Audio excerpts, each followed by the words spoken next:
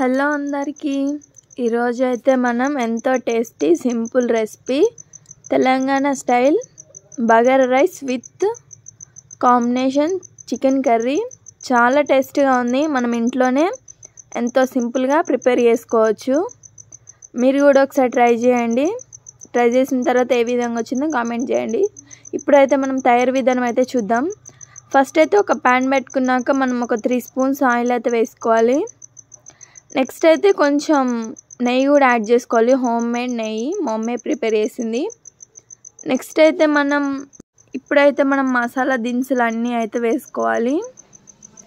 ఎంతో సింపుల్గా టేస్టీగా చాలా బాగుంటుంది రెసిపీ అయితే. ఈ మసాలా దినుసులు అన్నీ అయితే మనకి ఆయిల్ హీట్ అయ్యాక ఇవన్నీ వేసుకోవాలి. నెక్స్ట్ అయితే ఆనియన్స్, టమాటాలు, పచ్చిమిర్చి, కొత్తిమీర, పుదీనా, ఇవైతే మన ఇంగ్రీడియంట్స్. చాలా టేస్టీగా ఉంటుంది. మీరు కూడా ఒకసారి ట్రై చేయండి.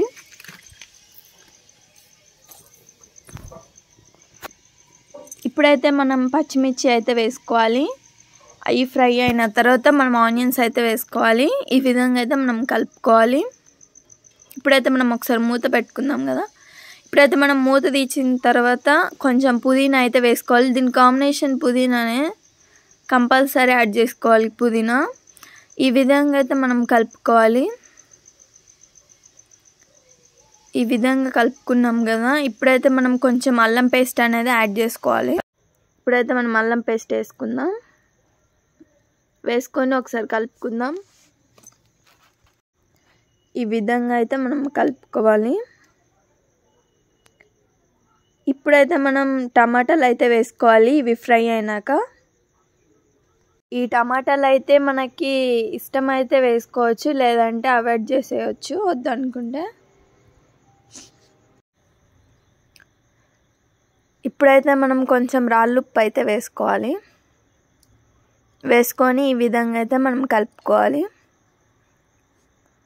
ఇప్పుడైతే మనం ఒకసారి మూత అయితే పెట్టుకుందాం. నెక్స్ట్ అయితే మనం మూత తీసి చూద్దాం.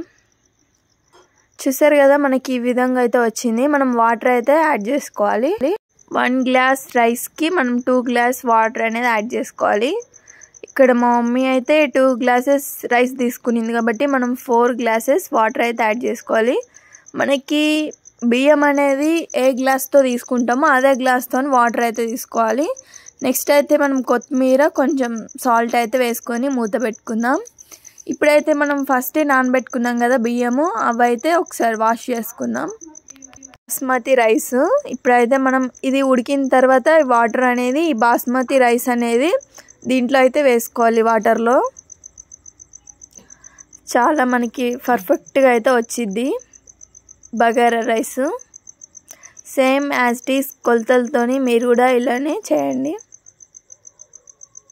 మనం ఈ బాస్మతి రైస్ ముందే నానబెట్టుకున్నాం కదా, ఇవన్నీ అయితే దీంట్లో అయితే వేసుకోవాలి. ఇప్పుడైతే మనం ఒకసారి కలుపుకుందాం. స్లోగా అయితే కలుపుకోవాలి. ఇప్పుడైతే మనం మూత పెట్టుకుందాం. మూత తీసి చూసాం కదా, ఎంతో టేస్టీ బగారా రైస్ అయితే రెడీ అయిపోయింది. చాలా బాగుంటుంది టేస్ట్ అయితే. మీరు కూడా ఒకసారి ట్రై చేయండి. చాలా అంటే చాలా బాగుంది. ఇప్పుడైతే మనం టేస్ట్ అయితే చేద్దాం.